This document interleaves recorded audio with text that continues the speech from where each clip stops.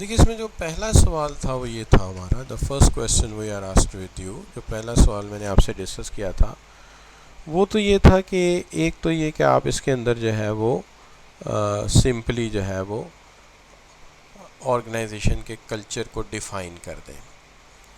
अब इसके लिए कोई भी डेफिनेशन आप पकड़ें और लिख देते हैं आपके organization culture is a way the people behave and tell stories and norms of the organization, तो आप इसमें एक नंबर जो है वो एक्वायर कर लेते हैं।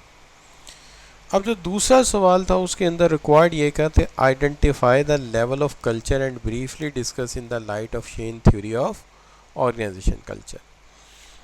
इसके अंदर अगर आप देखते हैं तो जो शुरू में बात हो रही है कि JP tech is a big smartphone manufacturing company, there working environment is very professional, the employees refer to store managers and other people as mister miss, ये उन्हें बुलाते हैं मिस्टर और मिस कह के। अच्छा, अब सबसे पहले तो ये जो पहला सेंटेंस और पैराग्राफ है इसको हमने बताना ये था कि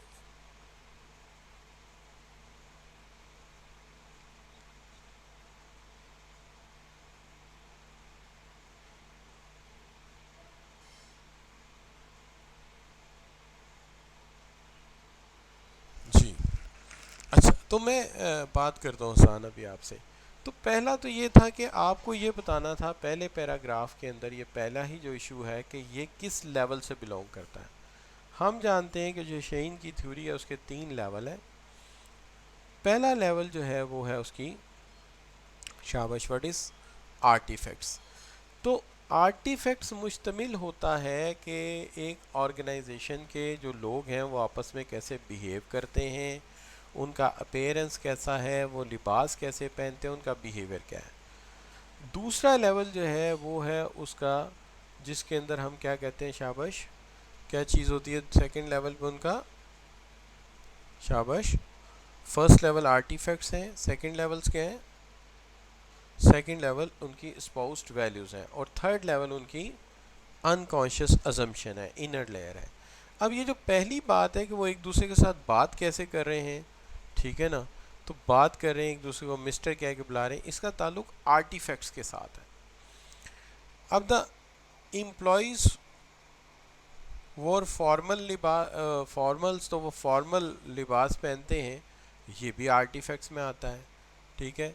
ए team of office police enforce guideline and maintain decorum in the workplace, तो डेकोरम को मेंटेन करने के लिए उन्होंने इनसाइड एक सख्त किस्म की पुलिस फोर्स रखी हुई है कि जो कोई वायलेट करेगा उसे सख्त सज़ा मिलेगी। तो ये सारे का सारा जो पहला पैराग्राफ है ये सारे का सारा था ही किस पे, ऑन द आर्टिफैक्ट्स। अब दूसरा जो पैराग्राफ है, the customer orientation is a set standard in the sale says by CEO Jamshed that the customer need and satisfied are priority of the organization, कि ऑर्गेनाइजेशन की प्रायोरिटी ये है कि उन्होंने मुतमईन करना है अपने कस्टमर को। अब ये क्या है उनकी, शाबाश ये उनकी स्पाउस्ड वैल्यूज़ हैं, उनकी स्पाउस्ड वैल्यूज़ हैं कि they have to be based on customer orientation, के जो कस्टमर चाहता है उसे प्रोवाइड करना है, and it focuses on dynamic interaction between organization and customer as well as competitor in the market and its internal stakeholder. तो ये उनकी स्पोज्ड वैल्यूज़ हैं कि कस्टमर की केयर करनी है, कंपेटिटर के साथ रिस्पेक्ट से पेश आना है, और जितने भी इंटरनल स्टेक होल्डर हैं उनका भी ख्याल रखना है। तो ये उनकी क्या आ गई, वैल्यूज़। अब ये आर्टिफैक्ट्स हैं जो ज़ाहिर नज़र आ रहे हैं, ये स्पोज्ड वैल्यूज़ हैं। अब तीसरा तो फिर अल्टीमेटली हम तुक्का लगा सकते थे कि वो क्या है, वो उनकी जो है पैराजिम है या ये उनका इनर लेयर है। तो लेकिन यहाँ से क्लियर हो जाता है कि yet very confident that age of Windows never ended, ये उनका बिलीव है, ये उनकी अनकॉन्शियस अजम्पशन है, ठीक है। ये उनका जो है वो जहन में परसेप्शन नहीं बल्कि एक सेट एटीट्यूड बन चुका है कि विंडोज़ का ज़माना कहीं नहीं जाएगा। This operating system will improve with the passage of time and will successful in the next 2 decades, अगले 2 डेकेड्स तक ये कहीं नहीं जाता, ये इम्प्रूव होता रहेगा। अब ये बेसिकली केस जो है, ये मैंने इसका नेम बदला था, बेसिकली ये केस था नोकिया का, नोकिया मोबाइल मैन्युफैक्चरर का, जिसके अंदर उन्होंने जो कल्चर बेसिकली रखा हुआ था वो बड़ा फॉर्मल था। मिस्टर मिस, जो बंदा कल्चर को वायलेट करता था उसको सज़ा मिलती थी। तो आर्टिफैक्ट्स का उन्होंने बड़ा ख्याल रखा हुआ था। और जो दूसरा लेवल है जिसको हम कहते हैं जो उसकी स्पोज्ड वैल्यूज़ हैं कि हम बिज़नेस को चलाएंगे कैसे, हमारा मिशन क्या है, हमारे ऑब्जेक्टिव्स क्या हैं, तो इसके मामले में उनकी यही राय थी। लेकिन एक जगह पे आके वो मार खा के, जो उनकी अनकॉन्शियस अजम्पशंस थी, जो उनकी इनर लेयर थी, वो ये मानती नहीं थी कि एंड्रॉयड आएगा और ये ख़त्म हो जाएगा विंडोज़। तो उन्होंने अपने जो सोच है, बिल्कुल सही कहा आपने कि मिडल पैराग्राफ जो है उनकी ऑब्जेक्टिव और गोल्स को जाहिर कर रहा है, लेकिन ये उनकी सोच को जाहिर कर रहा है कि उनकी सोच क्या थी।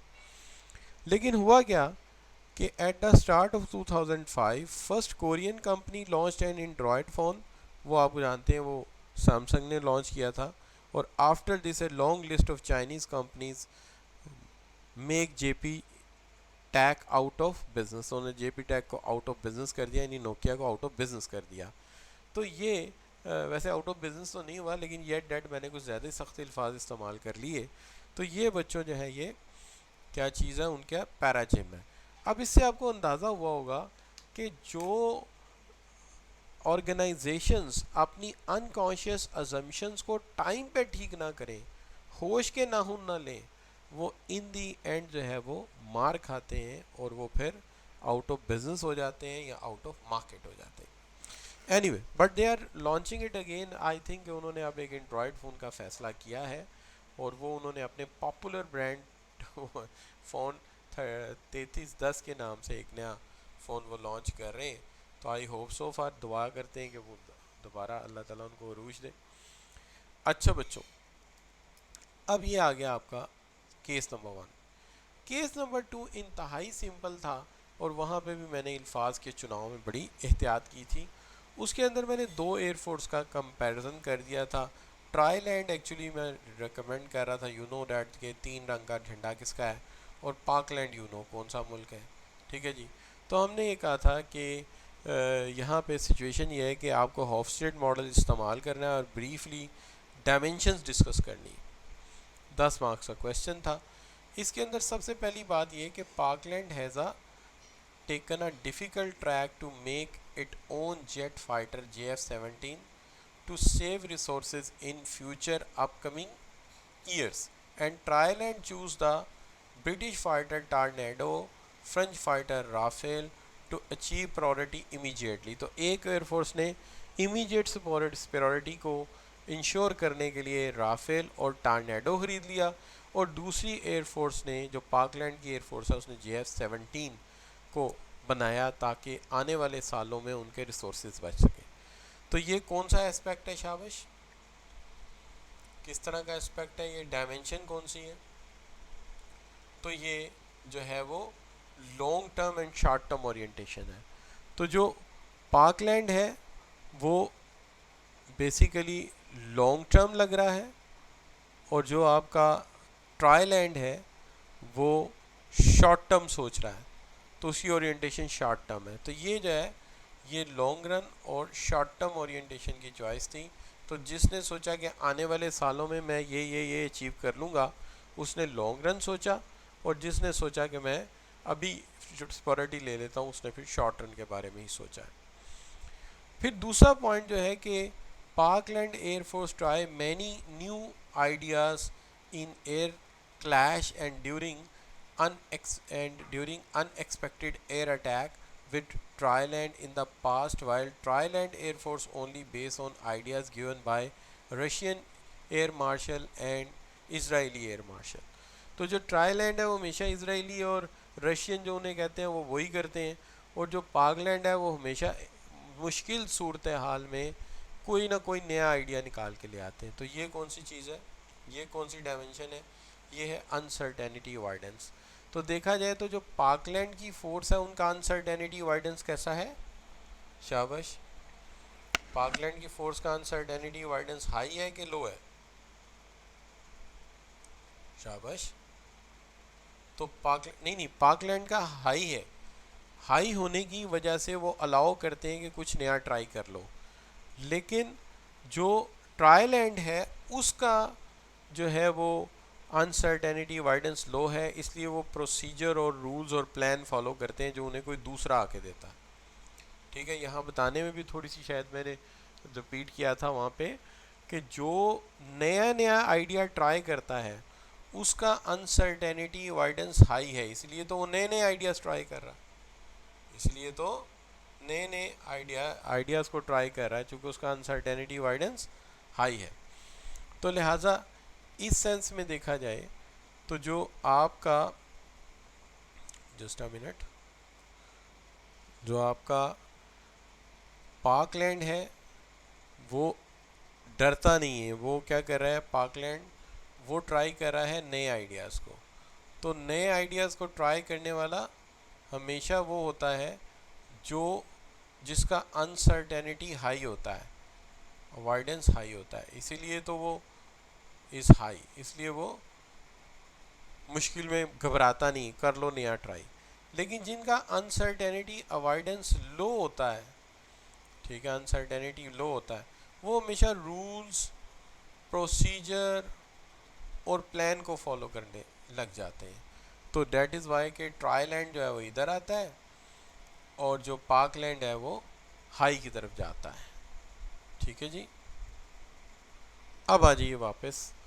अब तीसरा जो पॉइंट है कि parkland air force involve all it's leadership in decision making about fighter aircraft choices while in trial and only government made the decision. Trial and में सारे फैसले गवर्नमेंट कर लेती है, लेकिन पार्कलैंड में हर फैसले में जो उनके अपने मार्शल्स होते हैं वो उनको शामिल करते हैं कि आइए ज़रा आके फ़ैसला कीजिए। अब ये इशू जो है ये दो चीज़ों में डाला जा सकता है, तो आप किस में इसको इंक्लूड करेंगे?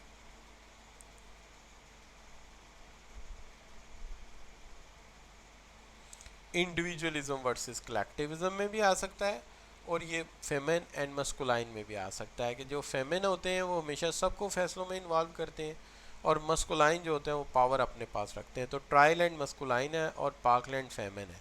इसकी एक और एग्जांपल भी आपको दी जा सकती है। वो कैसे कि अगला पॉइंट ज़्यादा जोर देता है कि वाकई पार्कलैंड जो है वो फेमेन है। वो कैसे कि पार्कलैंड एयरफोर्स फीमेल पायलट्स को अकोमोडेट कर रहा है, ट्रायल एंड के अंदर अभी तक मेल एयरफोर्स पायलट ही होते हैं। तो जो पार्कलैंड है वो क्या है, वो फेमिन कल्चर रखता है और जो ट्रायल एंड है वो मस्कुलाइन कल्चर रखता है, वो सिर्फ मर्दों को एयरफोर्स में शामिल करता है। तो ये भी एक डिफरेंस आ जाता है। लेकिन अगर आप कलेक्टिविज्म और इंडिविजुअलिज्म से इसे ट्रीट करेंगे तब भी सही है, लेकिन ये वाला पॉइंट तो हर सूरत जो है वो मस्कुलाइन एंड फेमिन का है। ठीक है, कि फीमेल को पायलट एयरफोर्स में जगह मिली।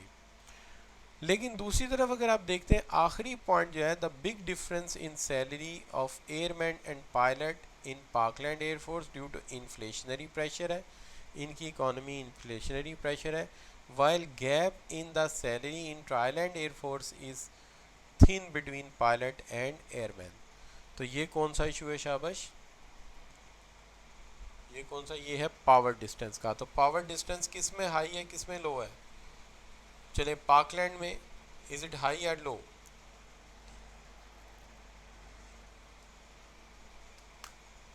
जी शाबाश, जी आसिफ। तो पार्कलैंड में हाई है क्योंकि वहाँ जूनियर अफसर और सीनियर अफसर की तनख्वाह में ज़्यादा फ़र्क है। लेकिन ट्रायल एंड में फ़र्क उसकी निस्बत थोड़ा है, लिहाजा वहाँ पे क्या है ये शाबाश, वहाँ पे जो है वो पावर डिस्टेंस लो है। क्लियर जी?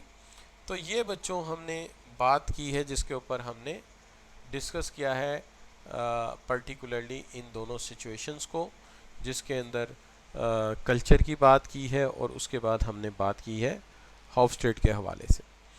तो आई होप कि दोनों केस स्टडीज़ आपको क्लियर हुए होंगे और आपको समझ आई होगी कि एग्ज़ामिनर की अप्रोच क्या है और वो चीज़ों को कैसे देखता है। चलिए वापस आते हैं, आज इस जो अपना चेंज मैनेजमेंट का हमारा इशू है उसको तो पहले कंप्लीट कर दें। टेस्ट के हवाले से इतना ही आपके साथ शेयर करूँगा।